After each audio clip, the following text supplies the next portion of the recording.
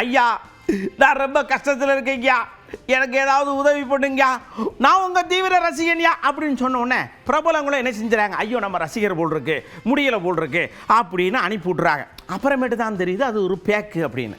அப்புறம் திடீர்னு நமக்கு ஃபோன் வருது, நிம்மளுக்கே ஓடிபி சொல்லு. இப்போ அந்த மாதிரிலாம் வரதில்லை, ஸ்ட்ரெயிட்டாகவே பேசுகிறாங்க. சார் உங்களுக்கு ஓடிபி வரும், உங்களுடைய நம்பரை ஒரு வேல்யூட் நம்பர்னால அதை செலக்ட் பண்ணியிருக்கிறோம், அதை நீங்கள் சொன்னீங்கன்னா சொல்லி முடிக்குள்ள நம்ம அக்கௌண்ட்டில் இருக்கிற எல்லாத்தையும் தொடச்சிடுறாங்க. மக்கள் அதுக்கப்புறம் தான் பதறுதுங்க. சமீபத்தில் கூட ஒரு மிலிட்ரி மேனை, எக்ஸ் மிலிட் சர்வீஸ் மேனை ஒரு 30-40 லட்சத்தை ஆட்டை போட்டாங்கல்ல, அரெஸ்ட் பண்ணியிருக்கோம்ட்டாங்க. என்ன நினைக்கிறீங்க இதை பற்றி?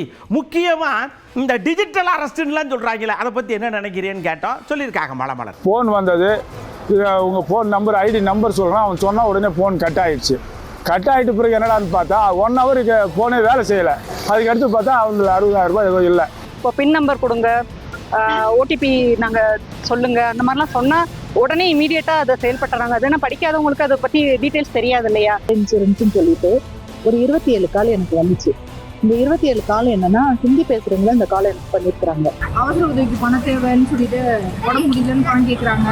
நமக்கு அங்கே அக்கௌண்ட்டே இல்லையே, எப்படி இவங்க அது மாதிரி சொல்கிறாங்கன்னு நினச்சிட்டு என்கிட்ட இப்போ ஏடிஎம் கார்டு இல்லை, நான் நம்பரை வந்து உங்களுக்கு சொல்கிறேன். அந்த ஸ்லாங் வந்து ஒரு மாதிரி எழுத்து பேசுவாங்களே, அந்த மாதிரி பேசினார். என்கிட்ட இருக்கு டிஎம்பி கார்டு, அவங்க இந்தியன் பேங்க் கார்டு, டைம் முடியுது 6:31 முடியுது, அது மேலே 11 நம்பர் இருக்கும், சொல்லுங்க. நான் சொல்ல மாட்டேன், பேங்க் வாரேன்னே. அதனால கெட்ட வார்த்தை போட்டு ஏசிவிட்டாங்க. நானும் கெட்ட வார்த்தை ஏசிட்டேன். ஐஃபோன் கிஃப்டாக தரேன் அப்படின்னு ஒரு ரிப்ளை வந்துச்சு. 450 நீங்கள் பே பண்ணுங்க அப்படின்னு சொல்லி பண்ணியிருந்தாங்க. 25 லட்சம் பரிசு வந்திருக்கு, முன் தொகையாக 1500 ரூபா கட்டுங்க, உங்களுக்கு வந்து பணம் வந்துடும் அப்படின்லாம் சொல்லியிருக்காங்க. அப்படி சொல்லும்போது நீங்கள் காரணத்தை மட்டும் சொல்லிடாதீங்க. ஆசையை தவிர்த்து நீங்கள் சிந்திச்சாக்கா இதுலேருந்து தப்பிக்கலாம். எங்களை நண்பர்கள் எல்லாம் பார்த்தீங்கன்னா நிறைய பணம் இதனால் வந்து நிறைய பணம் இழந்திருக்காங்க.